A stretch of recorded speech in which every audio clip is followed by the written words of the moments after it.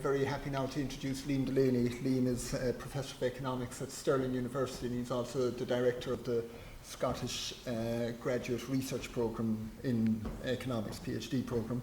Before that, he worked for several years in the Geary Institute in UCD, and he was also a lecturer in School of Economics there. He's got a lot of expertise in behavioural economics with particular applications in many areas, including health. He's also a background in psychology as well as in economics, so he is, I think, an ideal speaker for us at the moment. All right? Thanks, Brendan. Okay, so as Brendan said, I've done quite a lot of work on decision making and the cross between psychology and economics, including looking at fluctuating emotions during the course of the day. So we're just at the time of the day where your anger and impatience is at its highest. So by the end of this talk, your willingness to pay to shut me up to save an extra minute will be really high. I might even auction off to see what happens. So I'm going to give quite a broad talk. I think this is a very interesting area. As it'll become apparent, my interest in this is I just feel it is a space that we, whether in economics, psychology, health, whether you're coming at it from the pharmaceutical side, pharmacy, medicine, it's an area we have to know about. We'll come at it from very different perspectives, and there's an awful lot of debates here, and I certainly am not standing up to give one simple view as to how this should happen, but I certainly think in the Irish healthcare system there's a huge amount of scope for this area. I used to be joint between a public health school and an economics school, and you know the amount of social science and behaviour science we teach in medicine and in public health in Ireland varies quite a lot across different institutions, and I think a lot of people who work in public health and in pharmacy and in medicine realise they need to know more about this stuff, want to know more about it, and I think there's a really good opportunity in the area. So I'm going to talk about behavioural economics, behaviour change, talk about this kind of new debate around nudging people, look at some of the international experience, and as I said, open up it is a debate. I don't think it's a fixed body of off-the-shelf things that we can do. It's really a discussion about how do you influence large segments of the population to do things, and whether you should influence them, and I think there's many debates in there. And then, given the topic of the day, talk about a lot of the stuff that's emerging in medical adherence. It's becoming an increasingly interesting literature, and Jerry in particular picked on some of the papers I'm going to talk about. So from the economics point of view, anyone who's ever done an undergraduate economics, we teach this ridiculous model where people are fully rational and are able to process these very, very complicated choices that they make. That model, of course, was the star player in our recent financial crisis. It has some sense to it. I mean, there are times when you can model people as being rational. I think when we're thinking about very, very complex choices where you know, there's an abundance of information, all sorts of reasons why people may not be processing it correctly, all sorts of self-control issues, it's I think frequently becoming seen as not a sensible model for looking at those types of choices. I think this is probably an unfair view of humans, that we're, you know, subject to a lot of different biases, self-control issues, etc. And you know, the truth is somewhere in between. Depending on the complexity and depending on the type of choices we're making, humans will try to do their best, but are often facing an awful lot of constraints of information, constraints of time, making the decision, and so on. And in that sense, rationality doesn't really make sense as a concept. You're as rational as the environment that's there in front of you, and you'll do your best in the context of that environment. I don't think that's even necessarily a new insight for economics. We just simply got stuck in a way of thinking that is largely loosening out now. And I think economics is increasingly becoming a behavioural science, a science that really looks at a model where, and those of you who work in health economics will know the standard utility models, but effectively still using those models, but thinking, well, what is it that people are doing in real world context? And something like healthcare is a particularly good example because it is complex. It involves a lot of trade-offs over long time horizons where people often have to think 20, 30, 40 years in the future, and that's very difficult to do. So people are boundedly rational. They focus on losses more than gains. How information is framed to people matter. Reference points matter.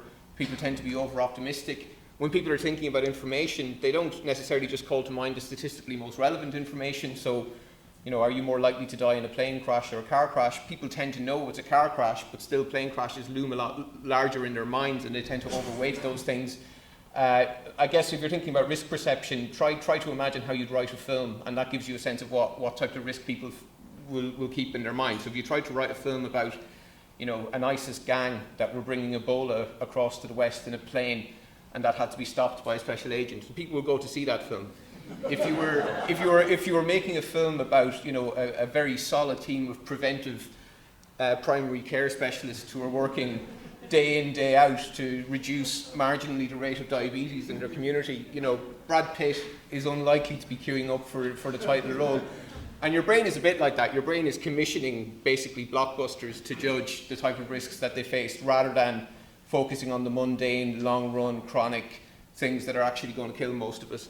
And it's made even worse by the fact that there's a time lag between all of these types of things, as we all know. So your brain is focused on the now, it's focused on salient risk, it's focused on things that are around it, peer effects, all of these types of stuff, which may or may not be. I mean, in some cases, the you know, planets align and people are focusing on risks that matter, but there's no reason why the brain will make you focus on important things. It'll make you focus on salient things that, as I said, may or may not be important. And then it's made worse by the fact that we've got bounded willpower.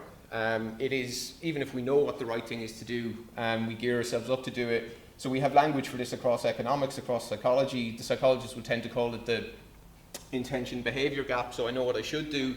I may even form the intention to do it, but it's hard to do things. And motivating, getting people over the gap. There's a nice phrase I like at the moment, particularly in the context of technology, which is this last mile issue, which is we've developed extraordinary technologies to solve an awful lot of problems, but actually the behavioural nitty-gritty aspects of it, getting people to actually change behaviour, can become tricky. And as well as this, people are, you know, have all sorts of social goals, fairness, how they're perceived. I thought there was some very interesting observations earlier about people's desire to fit in with other people and so on. So Kahneman, who wrote this very interesting book, which has been a bestseller, summarises this literature quite well. That effectively, you know, there's two types of ways of making decisions. Now Kahneman's trying to summarise a vast amount of literature here, but I don't think he's doing too bad. That we've effectively got two brain systems, or two thinking systems. One which is driven by convenience, and it's driven by very automatic processes, the things that we don't even realise we're doing. These are things that are going to be affected by, you know, is the Mars bar near to me or far away? Is it hard to take the medicine or easy to take the medicine? So these are not necessarily well thought out, deliberative decision making. And then an aspect of us, we make choices on the basis of our values, of deep level things that we think, things that we've reasoned through. And there's a huge debate, and I think it is actually a debate as to which you appeal to if you're trying to improve people's health. I mean, so there are some people in the literature who say, you know, it's almost unethical to do what marketers do and just go and really try and get people to make lots of decisions on the basis of unconscious and, you know, these types of automatic desires. And that really healthcare providers shouldn't be going into that space. We should be trying to appeal to people, educate people, make them aware of their own health, make them make more autonomous decisions, versus others who say, look, why should the devil have all the best tricks? If there's fast food outlets and alcohol companies and tobacco companies who are marketing from you know, basically when you're a child to get you to make these decisions, why shouldn't healthcare providers go at them and really have a fair fight in terms of influencing people's behaviour? And there's a whole spectrum of views on that, and we'll talk a little bit about them. And I think it is a fair debate. Right, the dragons of inaction. So if you're trying to change people's behaviour, I really like this phrase. Like we talk about, you know, you want to get people to adhere to medication or keep their weight within a good limit or not drink too much or so on. And there's just so many things that are going to influence people's behaviour. Things like present bias, so our focus on the immediacy of an outcome, inertia, procrastination, things like loss aversion, which basically we have a very strong aversion to switching from pre-ingrained habits. Limited attention, so I've been really trying to lose weight from successfully and unsuccessfully, depending on what year it is, over years. But you find yourself, when work starts again, your attention just goes. And people will often say to you, you know, I understand what you mean, but I'm busy and there's just too much other things going on. So like limited attention, it becomes a big issue. And then all sorts of perception biases. People don't like ambiguity. People are optimistic. We talked earlier on about immortality bias among teenagers in particular, or people overestimating. One particular one I like is the planning fallacy and slack discounting, which is we have a tendency to overestimate how good we'll be at stuff next year. So, which is why we agreed to give talks in the middle of October when we've got all sorts of other stuff that we should be doing. Social norms. I mean, norms are really one of the big angles here, because we will tend to vastly overestimate how much our behaviour is normal relative to other people, and that's a very big driver of people's behaviour. We talked earlier on about 8 pints of cider, and I'm sure all of you were looking at that in horror, or maybe one or two of you were looking at it going, well, actually, that's probably not massively unusual in some towns in Ireland, and that norm can become very important in people's behaviour. People have different moral intuitions. We know things like fatalism, people's belief that, it's God's will when you die, or you can't really change all of these things. And I mean, I could go through all of these, but basically, when you're trying to change someone's behaviour, you're dealing with this enormous, complex set of countervailing forces that, people have got cognitive dissonance, they've got ways of justifying all sorts of behaviours to themselves. So behavioural change is extremely complicated, and all of these things interact. I was just thinking, it's a bit like an octopus that you're trying to hit in the head with a piece of paper, and it's just got all these arms flailing all over the place, and it's just very, very difficult. You're trying to, awareness campaigns, or all of these ways that you're trying to change behaviour, when behaviour is so heavily entrenched by all of these types of things. So one way that the behavioural literature has started to fix upon is really go in and try and change the choice at the point where the person's actually making the choice. And one of the big concepts in the recent literature has been changing default options. So making the, let's say, the good option, the easy option, the one that would happen if the person didn't have to do anything. And I know people who are experts in organ donation in the room will say there's a lot more to it than just opt in and opt out, and of course there is, but it still reveals an interesting point, that when you opt people in when you opt people into donor systems in most countries, very few people opt out. It's not, the reason people aren't signing up to registers is not because they've made some sort of rational long-run choice. It's simply because I probably should donate an organ, I just don't want to go in and do it. Now, it's a very complicated issue in Ireland, as you know, for all sorts of reasons, but in countries where there is a register and people aren't opt in, the rate at which people opt in is far lower. So this was kind of one of the big ideas that started this whole nudge debate in economics. And we heard it was a really good talk earlier about the role of price versus non-price incentives in shaping people's behaviour, but it really started to get economists thinking about, well, what might be these kind of non-price ways of influencing people's decisions. Now, I'm going to introduce a jargon phrase, and I'll explain what it means in a second, but the debate became, in the States in particular, we want to influence behaviour, but we don't necessarily want to force people to do stuff. So they came up with this idea called Libertarian Paternalism, and it's an awful piece of jargon, but it basically says, okay, we want people to have freedom of choice, so we don't want to say you have to have a pension or you must stop doing all of these things. We want people to be able to make their own decisions. However, we've got climate change, we've got rising levels of obesity, we've just had an awful financial crisis. Surely there must be a mobilising role for the state in actually shaping outcomes in a society. So how do you square those two things together? So Thaler and Sunstein came up with this idea that you could change the choice that people were facing without actually forcing them to do something. So this would be libertarian, and then the fact that you're changing it would be paternalistic. So they came up with this book called Libertarian Paternalism. And yeah, everybody had pretty much the same reaction as you're having, which is, that sounds like a really bad idea for a book. I can't see that one selling at airports. And so they had to change it to nudge, which makes an awful lot more sense. So nudge is a very, very, very annoying idea, right? Because we all thought of this before. Every single one of us thought of this idea before, right? We can shape people's behaviour. Form filling can be complicated. Decisions can be shaped by aspects of the surface. I mean, is there anybody in the room who works in medicine or pharmacy or insurance or academia who didn't think of that? So they wrote this fairly simple, short enough book saying, well, why don't we nudge people? Wouldn't that be a good idea? And it became extremely influential. So it's really, I think, one of the most influential books in any literature, really, in the last 10 years. And basically they say, well, look, a nudge is a way of changing aspects of the choice. So think of any choice that somebody's making, think of all the things that are involved in that. Are there ways that we can change that to influence people's behaviour? So the pension auto-enrolment is the classic example, which is now in place in the UK. So opting people into a pension, letting them opt out, which is still in the hopper in Ireland, depending on what's going to happen in the economy. The other main one, of course, is organ donation. This is a particularly annoying one, which is the fly. I'm sure anyone who's been to Schiphol Airport will recognise, any of the men in the room anyway, will recognise the fly which they have in the urinals in Schiphol Airport to stop spillage. So apparently when guys see that fly, they tend to aim at it, thus not damaging the floor. And that became, well, not damaging it, but you know what I mean. So that became So nudges are ways of influencing choice without limiting the choice set. Now I'm going to come back to this. I think in this room there's going to be a lot of variations of views as to how important it is not to actually force people to do stuff. So depending on which country you go to, depending on the ideology that you have, and I guess the point I would make is we've got to separate the politics from the science here. I mean, the science is how do people make decisions, how do we understand that, how do we understand what influence that, and then the politics is to what extent are we willing to impose mandates and state, state legislation, etc., as opposed to nudging people. And I guess the line I will take on it is, I'm not necessarily sure we have to go down the nudge route. I think the behavioural economics literature is interesting, and nudge is one way of doing it. So David Cameron gave this book to each of his MPs just before he became Prime Minister.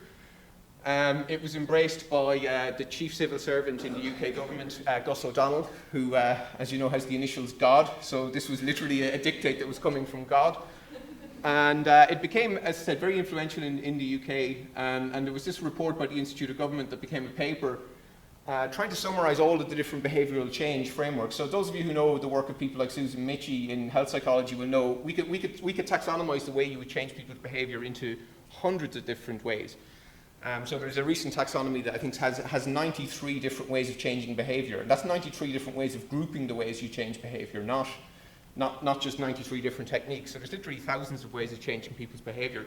So they tried to get it down into a way that would shape the debate, and they produced this document on different ways of influencing behaviour. So, and I think it's actually, I'd be interested to debate it with different people, but I think they did an okay job. The acronym is slightly Orwellian, but it's a pretty decent way of saying, well, if you wanted to change behaviour, let's have a look at who's the messenger, so who's actually giving the message to people, what type of incentives are you using to change people's behaviour, what are the norms that are operant, what default options, so what would happen if a person didn't do anything, how salient is different information at the point of choice, what type of things are people being primed with, and what type of emotions are being stimulated by different types of decisions and so on. And then we spoke a lot in the context of medical adherence about commitment, like how do you get people to commit to a course of action? What are the ways that you can time the pain versus the gain? And then how do you get people's ego involved in it? And this has stimulated this big agenda in the UK. So a number of my former students work for this thing called the Behavioural Insights team, which is christened the Nudge Unit, that are currently doing something like 140 trials across all different aspects of British public policy, looking at changing default options, giving people social norms information, and so on and so forth. And I think some of it is basically health psychology and social psychology rechristened. Some of it is behavioural economics, but I think actually what's emerging is a nice sort of mix between a lot of these literatures, and I think it's a very interesting agenda. And as I said, nudges are tools, and Libertarian Paternalism is a political framework. Nudges can be used in the context of Libertarian Paternalist interventions, but actually I think what's happening, so even if you look at something like pension auto-enrolment, so pension auto-enrolment is often dubbed as a nudge, because the person can opt out of it. But if you look at the way it's been implemented in the UK, the company can't opt out of it. So I mean, you can get arrested in the UK if you don't opt your workers into a pension. So this idea between, this hard distinction between state intervention and non-state intervention and mandates versus non-mandates is probably a bit illusory anyway. It's kind of hard to think of things that don't involve some element of compulsion. And actually what a lot of nudges are becoming are really ways of kind of turbo boosting things like taxation. So for example, what you call taxes often seems to matter in terms of behavioural effects. How you make different types of laws salient to people can matter. So Sunstein's talked a lot about the expressive function of legislation. So often, and we see it with things like the plastic bag tax, or we see it with other things like the smoking ban. We have these legislations that influence people's behaviour through force, effectively saying you can't do this or else you'll be arrested. But you also see that something else is happening when you do stuff like that, because it's communicating norms to people, it's changing the way people think about things and so on. So something like the plastic bag tax probably did have an effect because we don't want to pay the money, but it's also having an effect because it's making us think about, should I be wasting plastic and so on. So I think some of these distinctions between forcing people and influencing people are often a little, more blurry than they appear. And actually, sorry, that's a very messy slide, but for those of you who are interested in all the ways of taxonomizing behavioural change interventions, so health psychologists will be familiar with this, the way to think about nudges is they're basically, Sunstein and Thaler would more or less think of them as sort of non-legislative, non-fiscal measures. Whereas I kind of think that, effectively you could nudge on top of regulation and fiscal measures also. So there's an element to which even fiscal measures or hard regulation has to be rolled out in a way that will influence people's behaviour. But I do think it's worth saying that there are some people who are arguing that this is basically a substitute for this. And there was a House of Lords commission not so long ago. The House of Lords do some very interesting things. And one interesting thing they did was they reviewed all the behavioural change work and kind of came to the conclusion that if people were seeing nudges as a substitute for regulation and taxation, then that was not, there was certainly not enough evidence, and I would agree with them. There's not enough evidence at this stage that you could use one as a substitute for the other, and I don't think it's really what's happening in the UK. It may be more so in the US for different reasons. So as I said, there's been a lot of interesting developments. So Barack Obama has just recently issued an executive order arguing that, or deeming that basically behavioural insights be used in all aspects of federal policy throughout the US. Now, federal executive orders are pretty important things in the US. I think that will have a massive effect on the body of literature that's going to emerge in this area. As I said, we've had the behavioural insights theme in the UK. There's now versions of it in the White House in Australia. So there's been a kind of a bourgeoising of this literature. The behavioural team in London is 60 plus staff now, and as I said, it's doing a lot of kind of radical incrementalism, a lot of randomised controlled trials, a lot of experiments and so on across different areas, and starting to produce some interesting findings. So the executive order just came out last month, or 2 months ago now, sorry. So it looks very much in the spirit of what people like Sunstein have been arguing, that behavioural insights should be used across all area of public policy. I mean, if you look at Irish healthcare, I mean, just take the entire system and look at the complexity of it, look at every single piece of legislation, every single decision that people are making. I think what this spirit of this would say, well, let's actually go in and see from the point of view of the people making the decisions, what are they seeing, what type of decisions are being made, what type of formats are there, what type of form filling goes on, what are the types of computer interfaces that people use, and so on. And again, we've got now, this was a recent review about the use of even this phrase, behavioural insights in public policy, starting to see dedicated units being set up in countries all over the world, and applications in many more countries besides. I think the phrase behavioural science, so I kind of addressed this to my academic colleagues in the sense that there is an element of a turf war. Some of this is clearly social psychology, social marketing, health psychology, etc. And I think there is, an element to which it is, but I was even interested to see Jerry, as a health psychologist earlier on, use the phrase behavioural science. I think it's actually becoming quite a useful phrase because it brings the behavioural economics people far more close to empirical literature on what people actually do. So psychologists have been studying these things for decades. But I think from the psychological side, I mean, for those of us that are interested in valuing medications or utility models in economics and understand the importance of them, I think connecting psychology into that world has a lot of benefits for both sides as well. So I think the behavioural science is basically a way of trying to package all this stuff together and look at, how do people make decisions, but then also look at, well, what's the implications for valuing drugs, what's the implications for healthcare allocation decisions, and what's the optimal mix of price and non-price interventions and so on. So I said the talk earlier on where you're looking at econometric models to evaluate the effectiveness of policy. I don't think it is just a one-way traffic from psychology to economics, and I probably would say that as an economist. I think there's a real benefit between the different types of disciplines interacting here, and it's moving towards a model where you're getting the sort of analytical, evaluative power of economics combined with a much more realistic view of how people make decisions that come out of psychology. And from the point of view of policy, I think that's what you want. You don't want fancy models that are meaningless, nor do you want empirically very rich models that can't actually tell you what's the evaluative implication and be able to phrase it in terms of cost-benefit figures. So I think the combination of all of these things is a good view. So as I said, this distinction between soft and hard interventions in psychological instruments is something that comes up quite a lot.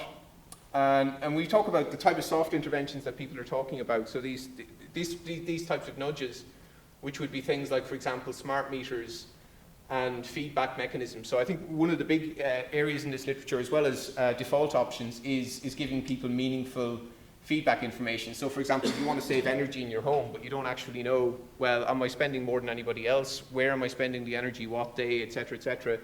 So things like smart meters and smart meters that allow you to compare yourself to other people, compare yourself to your neighbours. So giving people like relevant comparisons, easy mechanisms that they can judge themselves on, and so on. So this sort of smart metering idea, so that people can get meaningful feedback on their behaviour.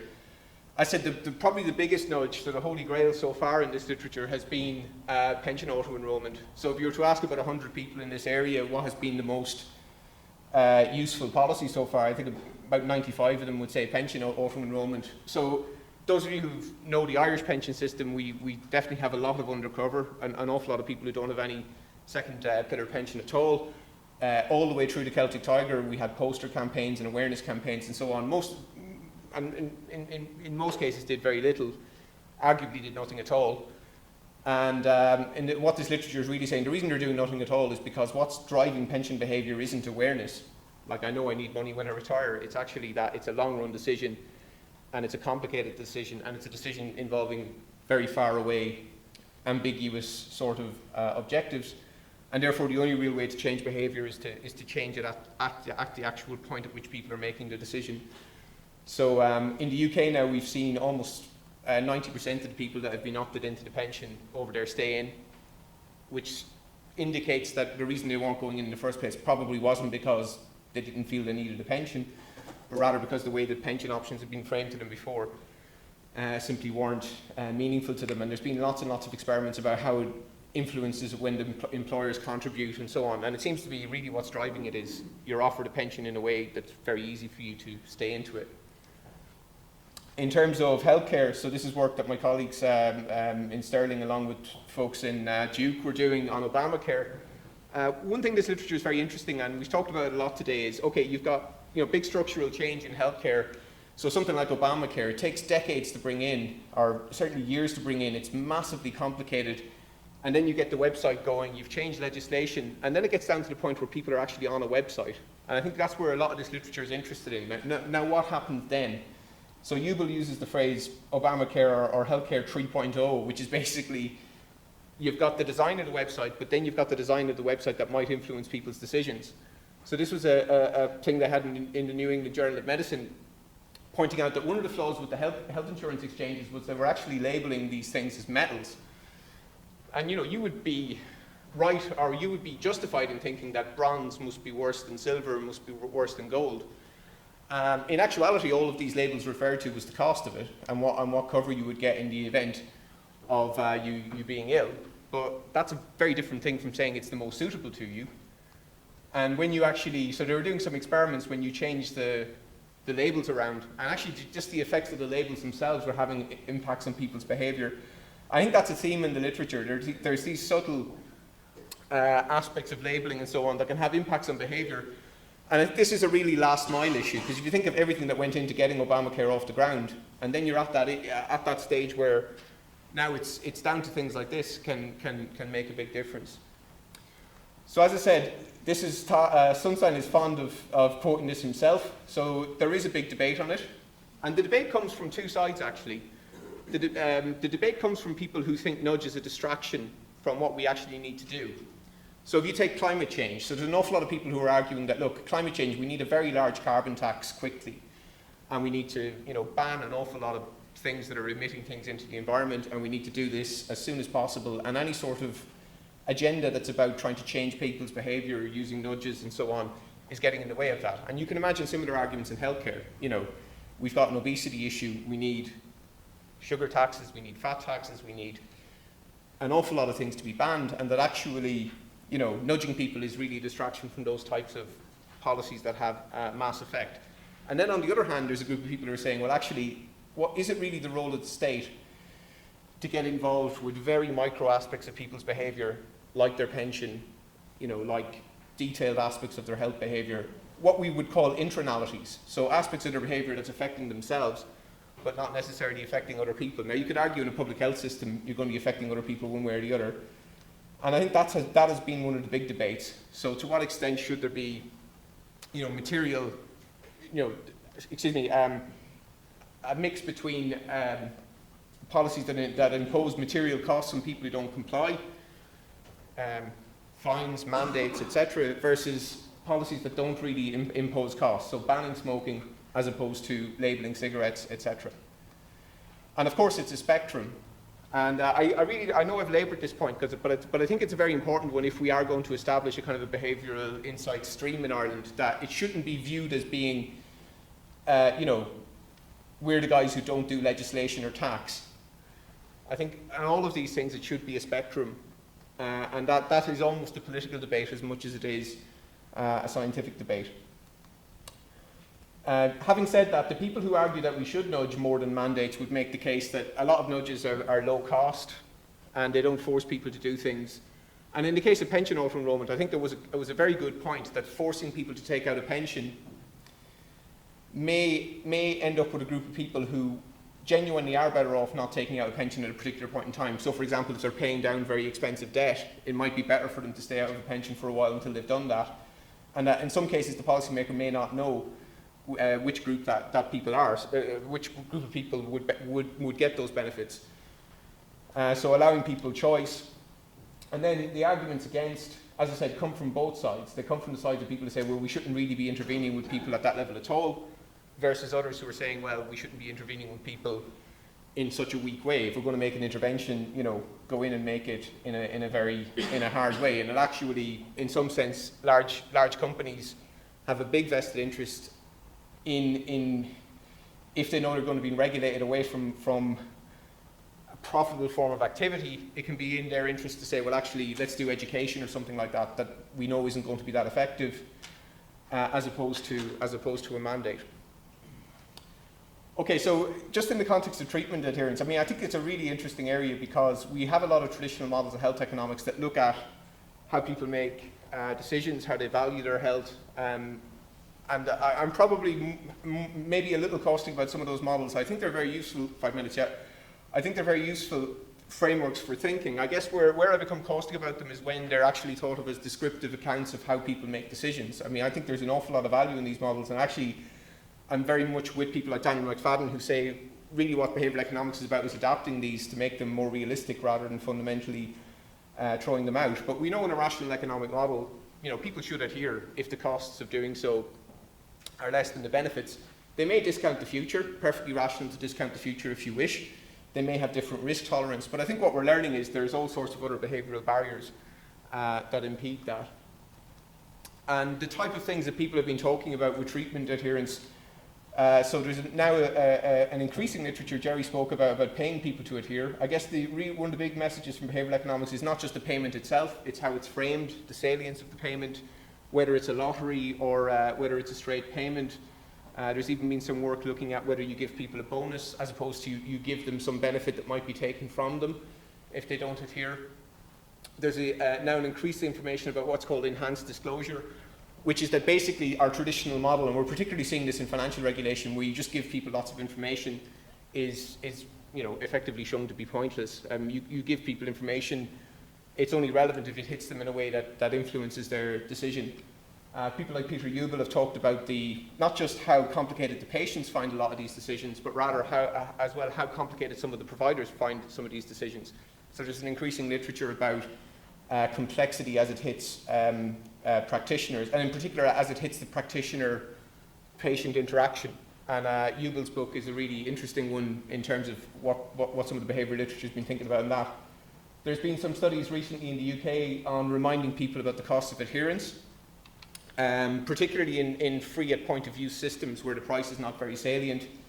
There's some evidence that has been working. As we saw earlier, quite a lot of literature now looking at the use of sensors, alarms, text messages and so on. So one of the big concepts in the recent literature is this idea of personalised nudging, which is if I give people a reminder or if I give people some sort of a nudge, it seems to have a much bigger effect if it's their name and if it's coming from somebody that they know. And there's been quite a lot of studies starting to do this. I absolutely agree with what Jerry says, and particularly in the Irish context, that a lot of this literature is still quite diffuse. We're not really at the stage where you're going to see detailed Cochrane reviews. And I actually think in the Irish case it's worth talking about some sort of registry for these types of trials in the same way you would in clinical trials. But I think at the moment it's spread across a lot of different platforms. So I said personalised nudging, the use of apps, etc. And it's way too big in the minute I've left, but I think the implications for valuing medication is something that a lot of us are interested in the room, because to the extent that these interventions improve outcomes and they improve people's use of different types of medical treatments, I think it has a very interesting implication for our traditional way of thinking about utility and intervention. So as I said, this book by Ubel I certainly recommend for the practitioners in the room. So Ubel's both a doctor and a social scientist, and it's become one of the closest at really bridging these literatures in a way that, you know, for people that are actually dealing with, unlike me, who deals mostly with students rather than patients, but if you're dealing with patients on a regular basis, I think he's always been a very lucid articulator of this agenda. So I'll just come to the conclusion. I think this is a very interesting area at the intersection of economic psychology and a broad range of policy. I think it does have implications for pretty much every aspect of our society, and we were already starting to see things like pension auto-enrolment systems being brought in, literally hundreds of trials being done across all areas of healthcare system, increasing use of randomized trials in social science policy type arenas. I think the broad term behavioural science is probably a better one than behavioural economics, even though behavioural economics makes sense for those of us who work in economics, but I think behavioural science is really about pulling a group of disciplines together. I think nudge is a very interesting idea, but I do think you have to be careful to separate nudge from behavioural science. One is the science of how people make decisions, the other is a recommendation for how you should intervene, so they're two separate things.